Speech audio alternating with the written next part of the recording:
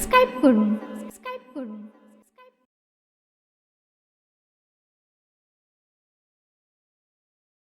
হযরত শেখ সাদি রাহমাতুল্লাহ আলাইহি তিনি বলেন, আমি ধরে নিলাম তোমার কাছে টাকা পয়সা কিছু নেই, কিন্তু সাদির মতন তোমার কি মিষ্টি ভাষা নেই। কথার মূল্য যারা জানে তারা ঝিনুকের মতো মুক্ত ব্যতীত মুখ খোলে না। ঝিনুকের মুখ দিয়ে যেমন মুক্ত ছাড়া অন্য কিছুই বের হয় না, তেমন জ্ঞানবানের মুখ থেকে মূল্যবান বাক্য ছাড়ার কিছুই নির্গত হয় না। পরিস্থিতির পরিপ্রেক্ষিতে মধুর কথা তিক্ততায় এবং তিক্ত কথা মিষ্টতায় পরিণত হয়। যে ব্যক্তি যতদিন পর্যন্ত কথা বলার আগে পরিস্থিতি সম্পর্কে সজাগ হবে না, ততদিন পর্যন্ত তার ব্যর্থতাজনিত অপমান ভোগ করতে হবে। হাই, আমি ছাড়াই হাজার হাজার বছর ধরে গোলাপ ফুল ফুটবে, বসন্তে রঙিন হবে প্রকৃতি, কিন্তু যারা আমার হৃদয়ের কথা শুনেছে তারা ঠিক আমার সমাধির পাশে এসে দাঁড়াবে। আর একটা কথা বলি, কথা দৈত্য দানবের মতো কই আবদ্ধ থাকে, তাকে মাথায় এবং জিবায় আসতে দিও না। অবাধ্য দৈত্যের রাস্তা খুলে দেওয়া যায়, কিন্তু ধোঁকা দিয়ে পুনরায় আবদ্ধ করা যায় না। তুমি জানো যে শয়তান যখন খাঁচা থেকে বের হয়ে গেছে, তখন শতবার লা হাওলা পড়েও ফিরিয়ে আনা যায় না। তেমন কথা বলো না যা প্রকাশ হয়ে গেলে বিপদের কারণ হয়ে দাঁড়ায়। যারা বুদ্ধিমান ভেবে চিনতে কথা বলে, আর বেকুব একটা কিছু বলার পর চিন্তা করে। মানুষ যতক্ষণ পর্যন্ত কথোপকথন না করে ততক্ষণ পর্যন্ত তার জ্ঞান গরিমা অপ্রকাশ্য থাকে। হে বিজ্ঞ, নীরব থাকা জ্ঞানীদের জন্য ধৈর্য ধারণের শামিল, আর অজ্ঞদের পক্ষে মর্যাদা রক্ষাকারী। হে অজ্ঞ, তোমার অজ্ঞতা রক্ষাকারী আবরণ উন্মোচিত করো না, কেননা তুমি যখন ইচ্ছা আপন রহস্য প্রকাশ করতে পারো, কিন্তু একবার তা প্রকাশ হয়ে গেলে শত চেষ্টাতেও গোপন করতে পারবে না। মনের গোপন কথা কারো কাছে ফাঁস করো না, কেননা সে সবার কাছে তা প্রকাশ করে দেবে। মূল্যবান মণিমুক্ত বা ধাতু খালাঞ্জির কাছে গচ্ছিত রাখতে পারো, কিন্তু নিজের গোপন কথা কারো কাছে বলে ফেলো না। অধিক নৈরাশ্যে মানুষের জবান খুলে যায়, যেমন আক্রান্ত বেড়ালো কখনো কখনো কুকুরকে আক্রমণ করে বসে। যে ব্যক্তি মুখের বড়াই ছেড়ে প্রকৃত কাজ করেছে, সেই ব্যক্তি কিয়ামতের দিন জান্নাতে যেতে পারবে। মুখের দাবি কাজের দ্বারা অনুমান করা যায়, বাস্তব শূন্য কথা বেশি সময় টেকে না, অখাঁটি অসত্য বলে প্রমাণিত হয়। ভাইরে আমার, পশু বাকহীন, মানুষ বাক সম্পন্ন। তুমি যদি অনর্থক কথা বলো তবে তুমি পশুর চেয়েও অধম। মানুষের মতো বুঝে শুনে কথা বলো, নতবা পশুর ন্যায় চুপ করে থাকো। লোকে যখন মন্দ কথা বলে তখন তুমি তা কানে তুলো না।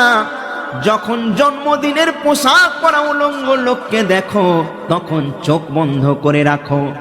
লোকের দোষ ত্রুটি ধরো না, নিজের ত্রুটি ধরে তা সংশোধন করে লোকের ধ্যান ভঙ্গ করে দাও।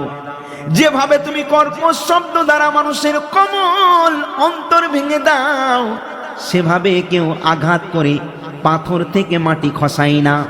বুদ্ধিমানের জন্য বেশি কথার দরকার হয় না।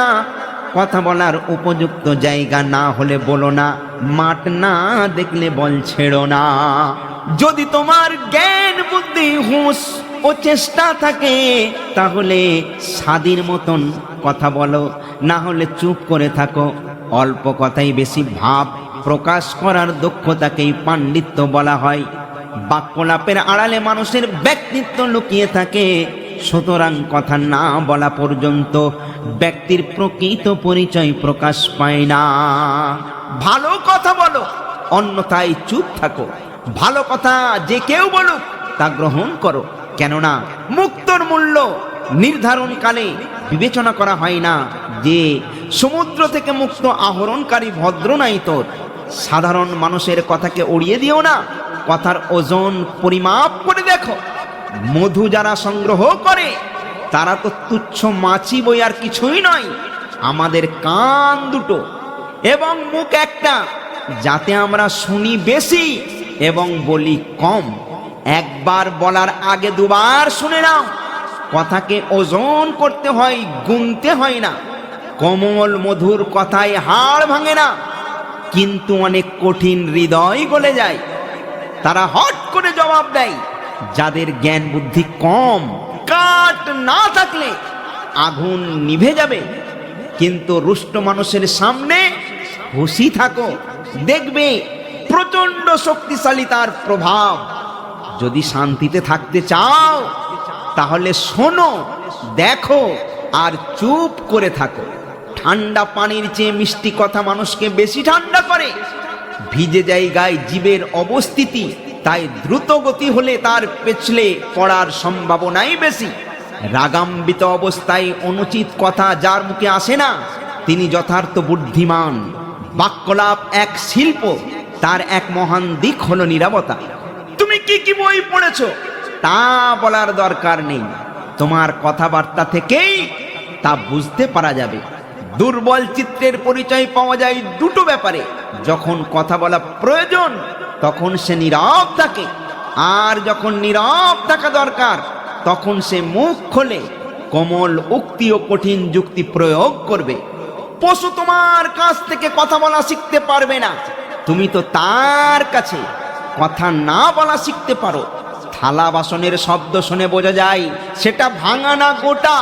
ঠিক তেমনি মানুষ তার কথাবার্তাই প্রমাণ করে দেয় যে সে অজ্ঞ না বিজ্ঞ। লাগামবিহীন তোমার কথা না ভেবে চিনতে ছুঁড়ে দেয়া সামান্য একটা কথা সারা জীবনের শান্তি নষ্ট করে দিতে পারে। সংলাপের প্রথম অঙ্গ হলো সত্য, দ্বিতীয় বিবেচনা, তৃতীয় হাসি খুশি এবং চতুর্থ হলো পতুৎপন্নমতি। আর একটা কথা বলি,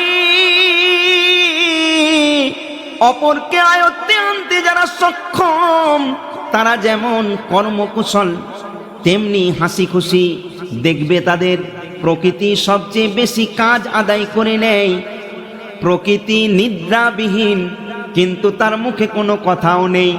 যে কথা অপরকে ব্যথা দিতে পারে তা উচ্চারণ করার পূর্বে ভাবো, হৃদয়ের আঘাত সহজে সারে না। একেবারে সারে কিনা সন্দেহ, পরে দুঃখ প্রকাশ করে কি লাভ, তাতেও কোনো ফল হয় না। তার চেয়ে জিহ্বাকে সংযত করো, ভেবে চিনতে কথা বলো। তর্ক করার সময় শান্ত থাকো, কারণ তোমার ক্ষুদ্র আচরণে তোমার ভ্রম অপরাধ হিসেবে গণ্য হয়ে যাবে, আর প্রকৃত সত্য হয়ে দাঁড়াবে অশালীল। তর্ক অনেকেই করতে পারে, আলাপ করতে পারে কম লোক। দুটো মিষ্টি কথাই কতই বা খরচ, কিন্তু তাতে অনেক কিছুই থাকে। জনসমক্ষে সাবলীল ভাবে কথা বলতে পারেন তিনি। মৌনতা যার পছন্দ, তিরস্কার প্রকাশের সর্বোত্তম উপায় মৌনতা। মৌন থাকার মতন বুদ্ধি দীপ্ত কাজ আর নেই। ভয়জাত মৌনতা হলো পশুতা, আর সংযমজাত মৌনতা হলো সাধুতা। হাসি খুশি চেহারা এবং গোছালো সংলাপ দ্বারা দরিদ্র লোক অনেক ধনীর চেয়ে বেশি সুখ এবং সম্মান লাভ করতে পারে। অল্প পাঠ অধিক মনন, অল্প বাচন আর অধিক শ্রবণ বুদ্ধিমানের লক্ষণ।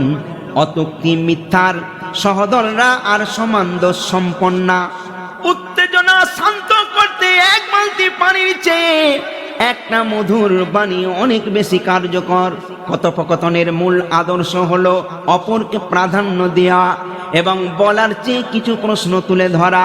কর্কশ ও তীক্ষ্ণ ভাষা প্রয়োগ দুর্বলতার পরিচয়। তোমার মতামত নির্ভুল, একথা জানলে বা বুঝলেও তোমার যুক্তি তর্ককে কখনো চড়া গলায় জাহির করো না, কখনো মাথা গরম করো না।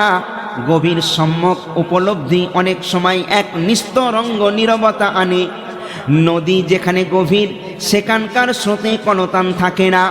মৌনতা নিদ্রার মতো, বিবেককে তা সচেতন করে। পা পিছলে গেলে সামলে নেওয়া যায়, কিন্তু মুখ ফসকে গেলে বাঁচার উপায় নেই। আগে ভাবা পরে বলা, আগে ভিত পরে দেয়াল। পিঁপড়ের চেয়ে ভালো প্রচারক নেই, অথচ সে নির্বাক। সকলের কথা শোনো, খুব কম লোককে নিজের কথা বলো।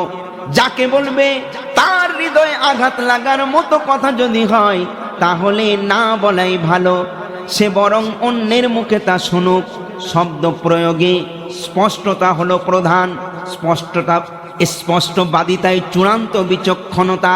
কর্কশ কথা প্রকৃতির অপছন্দ, তাই জীবকে গড়েছেন বিনা হাড়ে। কর্কশ কথা প্রকৃতির অপছন্দ, তাই জীবকে গড়েছেন বিনা হাড়ে। যে কোনো ভাষায় সবচেয়ে কঠিন উচ্চারণযোগ্য তিনটি শব্দ হলো আমারই ভুল হয়েছে। সহজ কথা সহজে বলা যায় না। জীব একটি নরম মাংসপিণ্ড, কিন্তু হত্যা করার ক্ষমতা রাখে। তাকে এ সুযোগ দিও না যাতে সে তোমার মাথা কেটে ছুঁড়ে ফেলে। অশালীন ভাষা ব্যবহার না করাটাই সর্বোত্তম সংস্কৃতি। অপরের গোপন কথা যে তোমাকে বলবে তাকে কখনো বিশ্বাস করো না, কারণ তোমারও কথা সে অপরকে বলে দিতে পারে। যে যুক্তির ধার ধারে না সে গোড়া, যে যুক্তি দিয়ে কথা বলতে পারে না সে নির্বোধ, আর যে যুক্তি দিয়ে কথা বলার সাহস রাখে না সে ভূতের ন্যায় সামিল। তীক্ষ্ণ ধার জিহ্বার একমাত্র যন্ত্র, যার কিনারার শান অভিরাম ব্যবহারেই বাড়তে থাকে। আলাপ আলোচনার মাত্র বিদ্বান ব্যক্তিদের মধ্যে এক রকম সম্বন্ধ স্থাপিত হয়। তুমি কি চাও যে লোকে তোমাকে ভালো বলুক? তাহলে আমি এসএম নজরুল, আমার একটা কথা মনে রেখো, তাহলে চুপ করে তুমি থাকো।